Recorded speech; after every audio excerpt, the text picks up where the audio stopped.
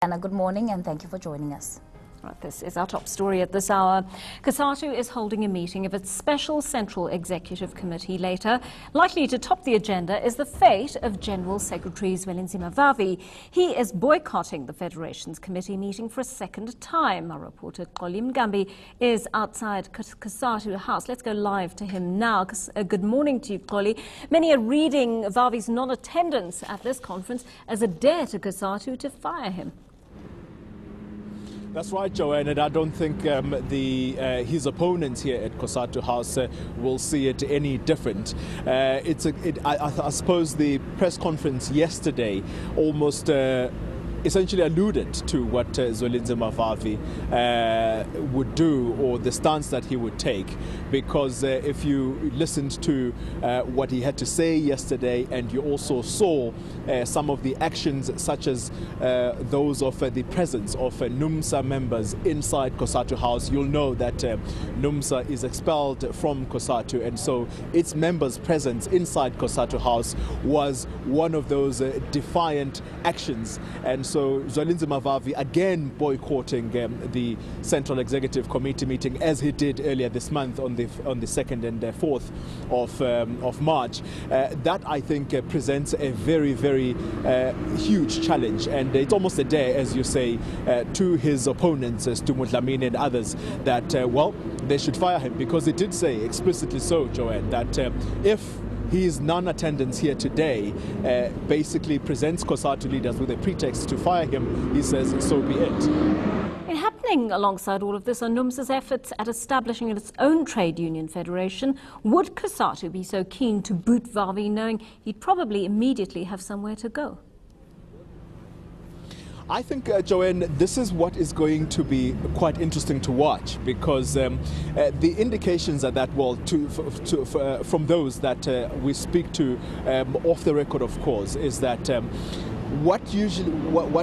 kind of action that seemingly Zwelinzima Vavi is looking for is that he is fired from Cosatu, he's pushed out of Cosatu, then he's able to go out of Cosatu to try and mobilize based on him playing the victim, and of course those that he would have been kicked out with outside of Cosatu. Then they would be able to mobilize, saying that, well, this is the kind of action that we've been talking about, that this is the kind of sort of dictatorship that's taken hold in Cosatu House, and as a result we find ourselves outside of the federation that we so love.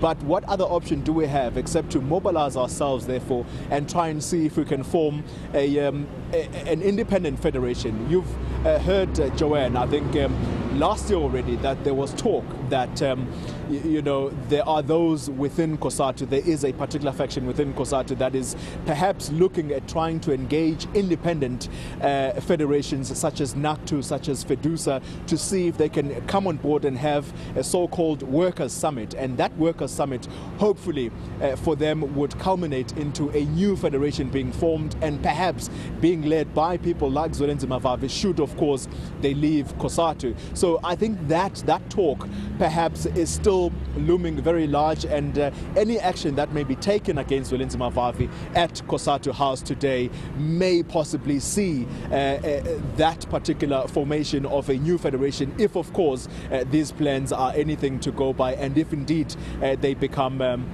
reality. Joanne. We're up against the clock right now, Xoli, but how much fact has been established around the corruption allegations against Vavi?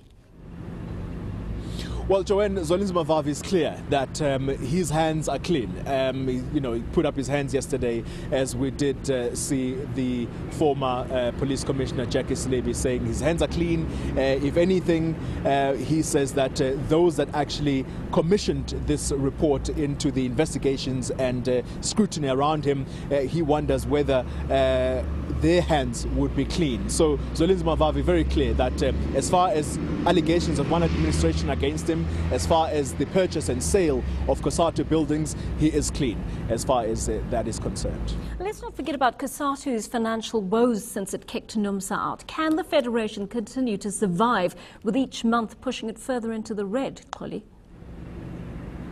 Joanne, that also has been a big part of what has been dominating Cosatu discussions, dominating reporting around Cosatu, that the departure of NUMSA from Cosatu has left a gaping hole. It's said that NUMSA has left a hole of about 11 million rands monthly that would come into Cosatu coffers. And so their departure has really dented Cosatu in terms of funds. And so as a result, Vavi yesterday was saying that the people that are in charge of Cosatu right now are actually dipping their hands into funds that are supposed to be, or that are earmarked for campaigning. And so it would seem that Cosatu is going deeper and deeper into the red, and which is why Zwelinzima Vavi continues to say that the expulsion of NUMSA has got to be reviewed. So I wonder whether that will be in the minds of those that will be sitting inside this CEC, special CEC today.